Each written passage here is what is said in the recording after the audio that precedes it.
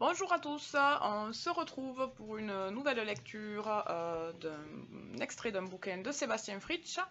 Sébastien qui sera, je le rappelle, en dédicace à la boutique samedi.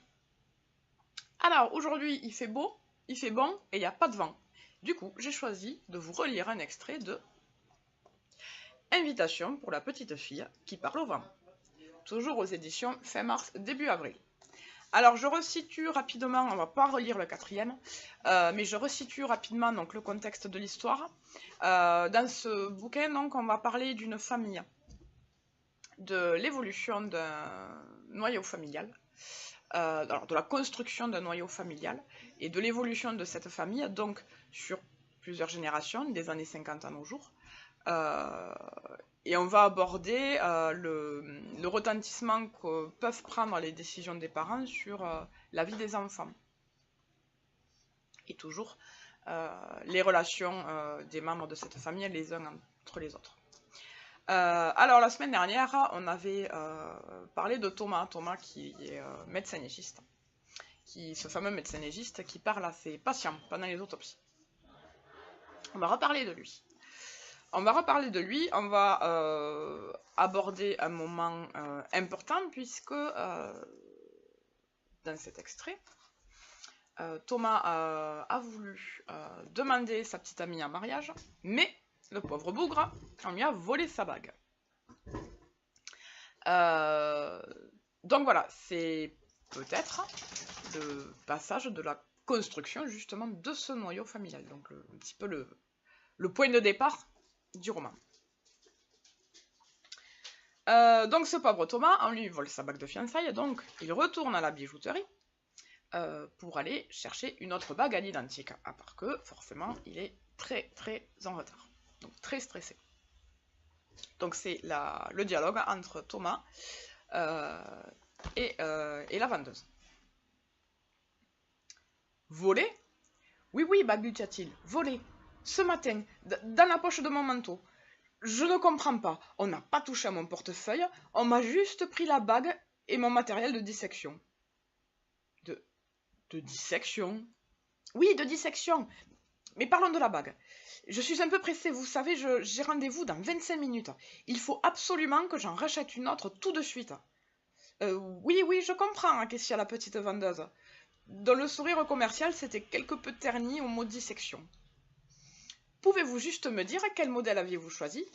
Eh bien, c'était un anneau tout simple, avec un solitaire serti entre 4 griffes. La section de l'anneau est carrée et plus fine à l'endroit où s'insère le diamant. Je vois. Et quelle est la taille du doigt de votre fiancé?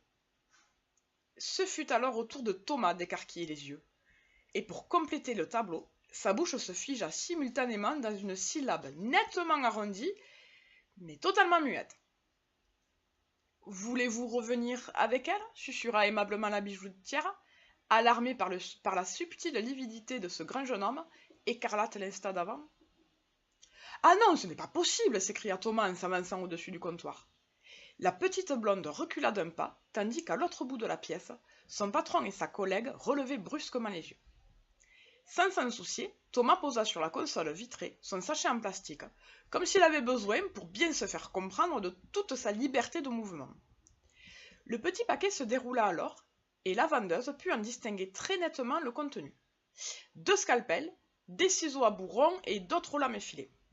Des gants latex, plusieurs paires de pinces, plates ou pointues, larges ou fines, droites, incurvées, ou formant des angles plus ou moins prononcés. Et, au milieu de tout cela, une toute petite boîte bleue. C'était la réplique exacte de celle utilisée par la bijouterie Brugmann.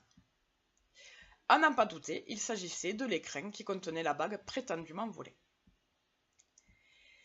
Les pensées de la jeune femme ne firent qu'un tour. Aussi blême que son client, elle s'éloigna de lui d'un pas supplémentaire, sans quitter des yeux le sachet transparent. « Ce n'est pas possible, répéta Thomas, les traits tendus, la voix tremblante. Vous devez me comprendre, mademoiselle, j'ai rendez-vous dans 25 minutes à peine. Manon m'attend déjà. Si j'arrive en retard pour la dissection, je vais encore passer pour un... On va me... Non, ce n'est pas possible. Il me faut la bague tout de suite. J'ai tout le matériel. Il ne me manque que la bague. Si vous pouviez... Si on pouvait...